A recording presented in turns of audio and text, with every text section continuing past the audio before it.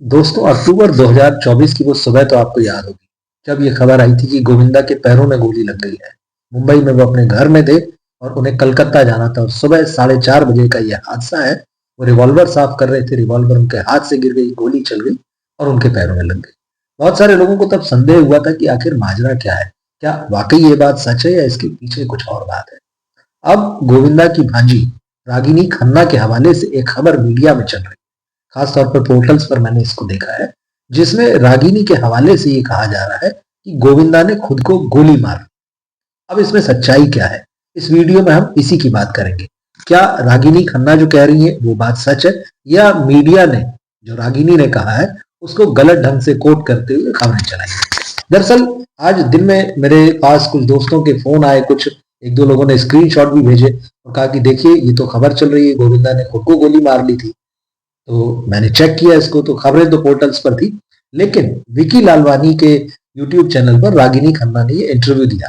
तो मैंने वो पूरा इंटरव्यू देखा, क्योंकि खबरों में ये हवाला दिया गया है कि उस इंटरव्यू के हवाले से ये कह रहे हैं।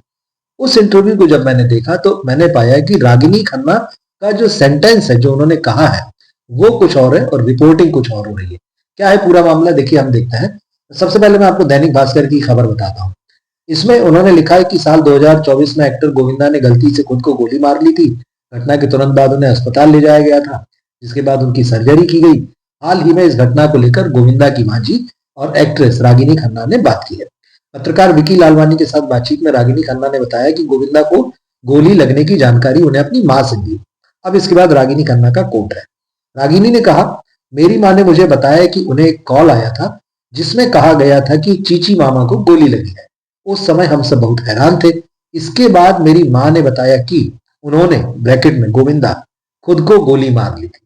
अब ये भास्कर की रिपोर्ट कह रही है कि गोविंदा ने खुद को गोली मार ली थी, ये रागिनी खन्ना कह रही है। इसी तरह से नवभारत टाइम्स का हेडिंग मैंने देखा, नवभारत टाइम्स एनबीटी, हेडिंग ये लगा है कि गोविंदा के खुद को गोली मारने के बाद अस्पताल के बाहर खड़ी थी 200 पुलिस, भांजी रागिनी खन्ना का खुलासा।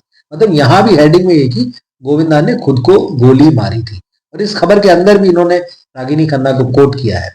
इस खबर में लिखा है कि रागिनी खन्ना ने मामा गोविंदा के गोली वाली घटना के बारे में खुलकर बात की है और बताया कि उस दिन क्या हुआ था।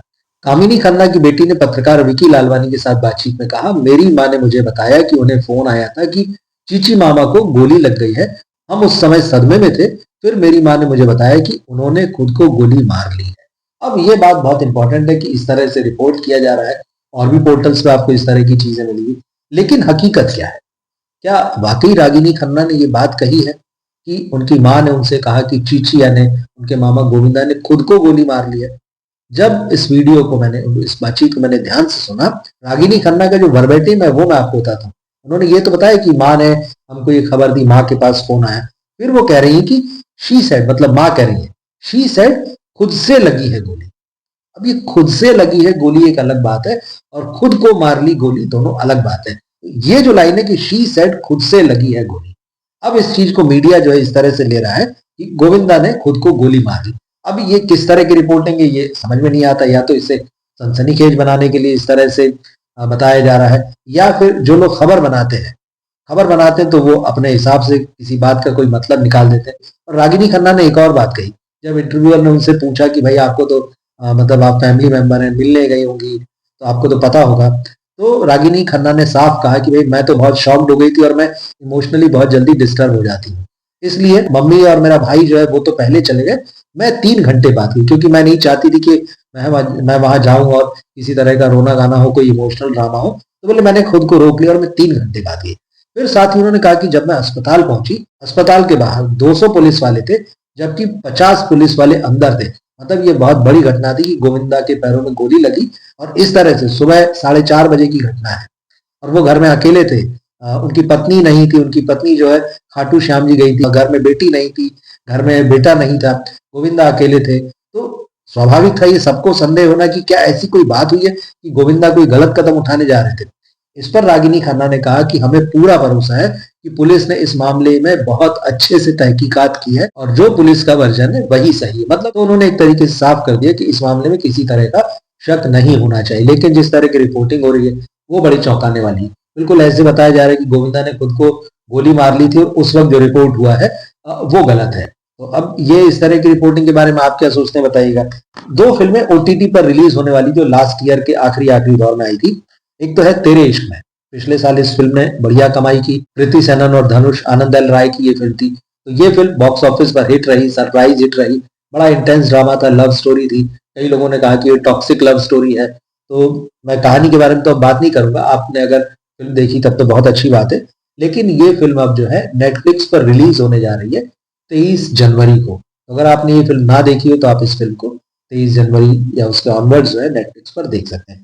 दूसरी जो फिल्म है दे दे प्यार दे 2, अजय देवगन, रकुल प्रीत सिंह, आर माधवन, तो ये जो स्टार कास्ट है, फिल्म से बड़ी उम्मीद थी क्योंकि दे दे प्यार दे हालांकि वो बहुत बड़ी सक्सेसफुल नहीं थी, लेकिन एक होता है कि सीक्वल फिल्म है, लोगों के पास में पुरानी मेमोरीज होती हैं और कॉमेडी है ये, तो लोग देखने आएंगे। ट्रेलर वगैरह भी ठीक था इसका। और लेकिन जब फिल्म आई तो उसको बहुत ही मिक्स्ड रिएक्शन मिले। और मिक्स्ड रिएक्शन में हुआ ये कि 100 करोड़ से ज्यादा का बिजनेस करने के बावजूद ये फिल्म फ्लॉप रही, क्योंकि इस फिल्म का बजट जो है वो बहुत ज्यादा बताया जा रहा था। तो ये फिल्म भी अब नेटफ्लिक्स पर ही रिलीज होने वाली है और ये फिल्म आप अभी 4 दिन बाद 9 जनवरी को देख सकते हैं। तो इस तरह से अगर आपने ये फिल्म ना देखी हो तो आप देख लें। एक और खबर ये आ रही है कि कंगना रनौत जो लंबे समय से फिल्मों से दूर थी, तो अब उन्होंने भी जो है वापसी कर ली है। उन्होंने अपनी अगली फिल्म की शूटिंग जो है शुरू कर दी है। आज ही उन्होंने एक वीडियो इस मामले में शेयर किया है और बताया है कि वो फिर से फिल्म सेट पर पहुंच गई है। फ्री प्रेस जर्नल की खबर है जिसमें हेडिंग लगाया है कि nice to back on film set, BJP MP Kangana Ranaut start shooting for a new film Bharat Bhagya Vidhata. तो 2 साल पहले ही उन्होंने, कंगना ने इस फिल्म का जो है अनाउंसमेंट कर दिया था कि वो ये फिल्म बनाने जा रही है भारत भाग्य विधाता। और इंस्टाग्राम पर उन्होंने ये स्टोरी शेयर की और बताया कि भाई इस फिल्म की जो है शूटिंग अब शुरू हो गई है। 2024 में कंगना सांसद बनी। उसके बाद में वो फिल्मों में कम और राजनीति में ज्यादा उनको समय देना पड़ा।